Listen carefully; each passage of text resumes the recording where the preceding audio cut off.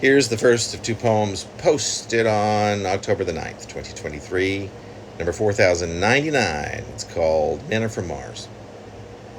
Earth to Stacy, come in Stacy, absurdist Earl wanted a couple of lug nuts to be sure. Stacy kept her distance, soaping up the dishes for a second time just to be on the safe side. Earl practically lived underneath that console. His primary objective there?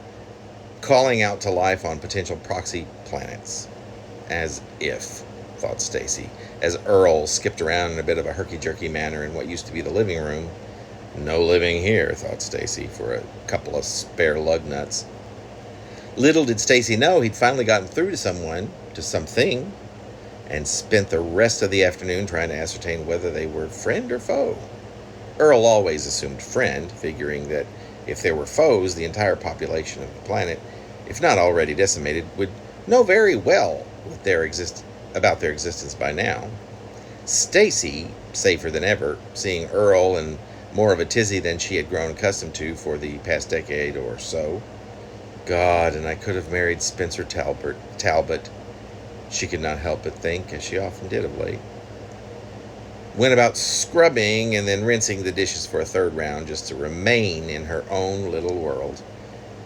Earl had planned to inform his wife once he broke for a bit of a nap, but by the time he got to the bedroom, she was already snoring.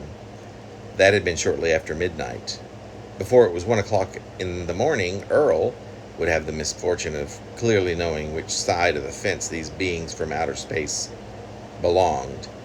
And as his body evaporated from their home of 29 years of marriage, reappearing in a most elaborate torture chamber that came from somewhere not of this world, his heart sunk, and his thoughts, at least when he was able henceforth to have any, went lovingly to Stacy, along with a lot of regret, who awoke to an Earl-free home at around about 7 in the morning, and she went about the day without giving the emptiness even a second thought until about midnight that night, when she broke down in disbelief that she'd been abandoned.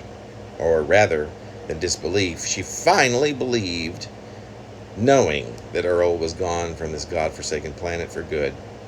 She never washed another dish as long as she lived.